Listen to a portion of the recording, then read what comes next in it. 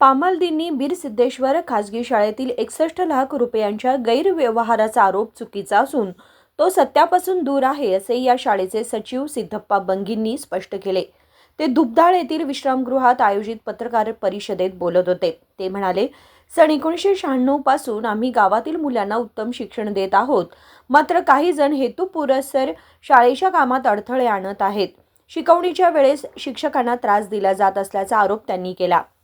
ಹೇಳಕಟ್ಟು easy ಐತ್ರಿ 1996ರಿಂದ 2023 ತಕ 23 ಬರ್ಕೊಟ್ಟಾರ ಅವ್ರು ಪೌರ ಪತಾರಿಟಿ 23 ತಕ ಅವ್ರ ಅವಿದ್ಯಾವಂತರು ಇರ್ಲಿಲ್ಲ ಈಗ ಯಾಕೆ ವಿದ್ಯಾವಂತರಾದ್ರು ಅವ್ರು ನಮಗೆ ಏನಾರೆ ನಾವು ಅವಿದ್ಯಾವಂತರದು ಅಂದ ಒಪ್ಪಿಸ್ಬೇಕಾಗಿತ್ತು। ನಡುವ ಸ್ಕೂಲ ಪೂರ್ತಿ ಹಣಕಾಸಿನ ಪರಿಸ್ಥಿತಿ ತೊಂದರೆಯಲ್ಲಿದ್ದಾಗ ಹಣಕಾಸಿನ ಪರಿಸ್ಥಿತಿ ತೊಂದರೆಯಲ್ಲಿದ್ದಾಗ ನಾವು ಮನೆ ಸ್ವತಃ ಅಡ್ಡಾಡಿದ್ವು। ಅಧ್ಯಕ್ಷರು ಕೇಳ್ಯಾರ ಮನೆ ಕರೆಸಿ ದಯವಿಟ್ಟು ಏನ್ರೆ ಮಾಡೋನು ಎಲ್ಲರೂ ಕೂಡಿ ಹಣ ಒಂದಿಟ್ಟು ಗೋಳೆ ಮಾಡಿ ಸಂಸ್ಥೆಯನ್ನು ಮುಂದುವರ್ಸುನು ಬೆಳೆಸುನು ಅಂತ ಹೇಳಿದಾಗ ಈ ಶಾಲೆಯನ್ನು ಕಿಲಿ ಹಾಕ್ರಿ ನಾವು ಬರೋದಿಲ್ಲ ನಮ್ಮ ಹೆಸರು ತೆಗೀರಿ ನೀವು ಅವಾಗ ಅಂದಾರ್ರಿ ಅವ್ರು।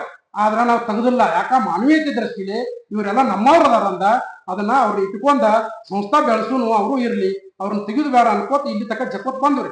ಇವ್ರು ಯಾವಾಗ ಪೌರ ಪತಾರಿಟಿ ಕೊಟ್ಟು ಹೊರಗಿನ ವ್ಯಕ್ತಿಗಳನ್ನ ಕರ್ಕೊಂಬಂದ್ ಶಾಲೆಗೆ ಹೋಗಿಸಿರ್ರಿ, ಶಾಲೆ ನಮಗೆ ಇಲ್ಲಿ ತಕ್ಕ ಬೆಳೆಸಿದ್ದ ಅವನತಿಗೆ ಹೊಕ್ಕೈತಿ, ಮಕ್ಕಳ ಭವಿಷ್ಯ ಹಾಳಾಕೈತಿ ಅನ್ನೋ ಒಂದೇ ಒಂದು ಉದ್ದೇಶದಿಂದ ನಾವು ಮೆಜಾರಿಟಿ ಮಾಡ್ಕೊಂಡ ಅದನ್ನ ಬಾಯ್ಲವನ್ನ ಚೇಂಜ್ ಮಾಡಿದ್ರಿ। ನಾವು ಉದ್ದೇಶಪೂರ್ವಕವಾಗಿ ಯಾವುದು ಮಾಡಲಿಲ್ಲ, ಅವರ ಬೇಕಾದ್ರೆ ಉದ್ದೇಶಪೂರ್ವಕವಾಗಿ।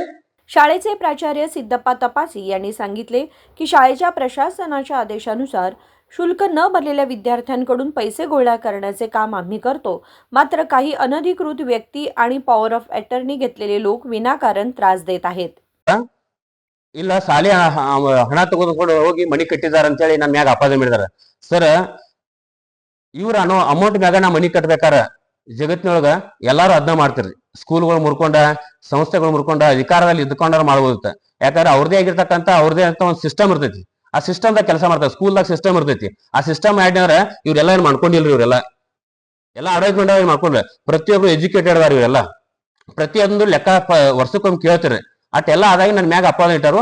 ಇವತ್ತು ನೋಡ್ರಿ ನಾವು ನಮ್ಮ ರಿಲೇಷನ್ ನಮ್ಮ ಬ್ರದರ್ ಆಯ್ತು ಎಲ್ಲರೂ ಡಿವೈಡ್ ಆಗುತ್ನಾಗ ಎಲ್ಲಾ ಮೂಲ ಆಸ್ತಿಗಳನ್ನ ಅವ್ರು ಬಿಟ್ಕೊಟ್ಟ ಸಿಂಗಲ್ ನಾ ಏನ್ ಬಂದ್ರೆ ಹೊರಗಡೆ ಬಂದಿನಿ।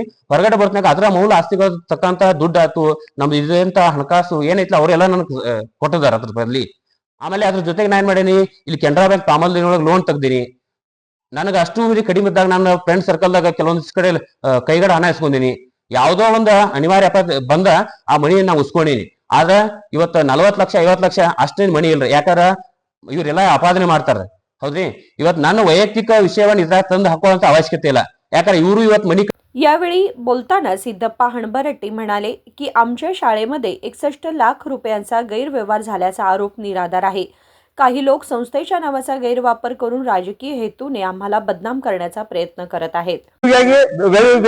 ನಮ್ಮ ಸಹಕಾರ ಬೇಕು, ಯಾವುದೇ ರೀತಿ ಅವ್ಯವಹಾರ ಆಗಿಲ್ಲ, ಹಂಗೆಲ್ಲ ನಮ್ದು ತಯಾರು ಮಾಡ್ತಂದ್ರೆ ಅವ್ರ ಬ್ಯಾಂಕಿಗೆ ತಯಾರು ಮಾಡಿ ನಾವುದನು ಆ ಬ್ಯಾಂಕಿನ ನಾನು ಒಬ್ಬ ಶೇರ್ ಮೆಂಬರ್ದನ್